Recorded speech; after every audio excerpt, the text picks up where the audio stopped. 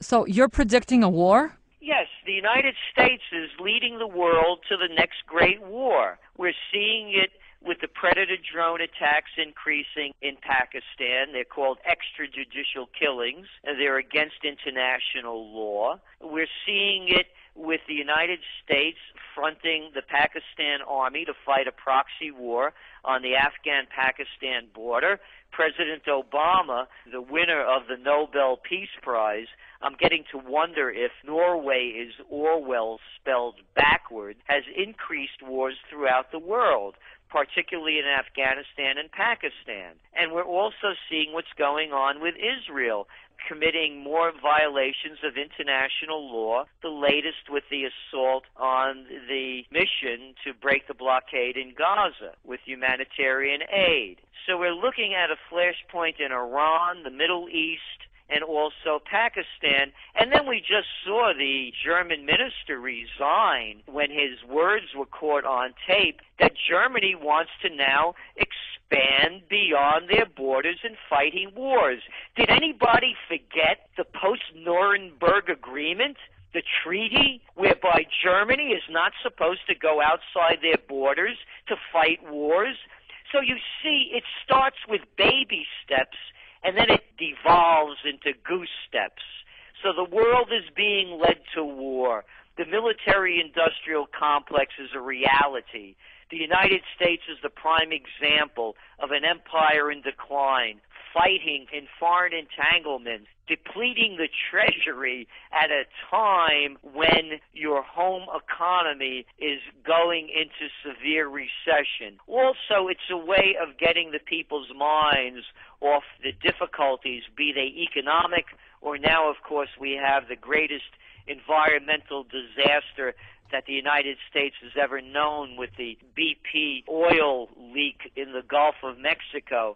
So as times get tougher, what they do is they take people's minds into a different direction. We even heard of the stupidity coming out of South Korea's president, who, as the wars are getting closer between North and South Korea, say, quote, "We don't fear war."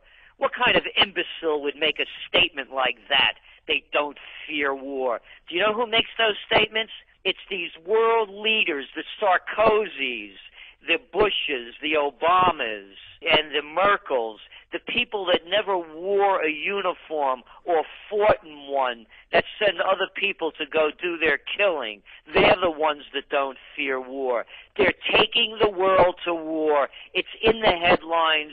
Current events form future trends. And unless the people rise up against it, their blood will be spilled worldwide.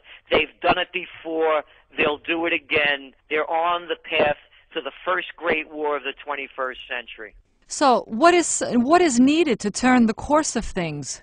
What's needed is they have to stop this whole headlong race toward globalization and this one-size-fits-all economy. Also, what's needed is that people cannot continue to take on debt. Look, there was a time in Greece when people bought things when they had money that they could afford to buy them. They didn't take out huge amounts of debt to do that. They've been suckered in by the banks to borrow a lot of money at low interest rates under the guise that growth would be perpetual. The second thing is, if you're going to put money in stock markets, if you're going to buy bonds, whatever you're doing, you're speculating.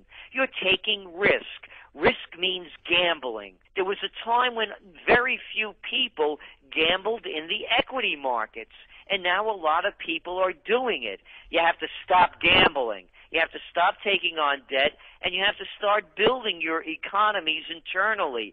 It's called self-sustaining economies. It kept the world going through centuries. Globalization at this level is new, and the world has become a lot poorer as a result of it. And the gap between the rich and the poor is widened. So the way we go back to it is to have a renaissance, a rebirth, go back to what worked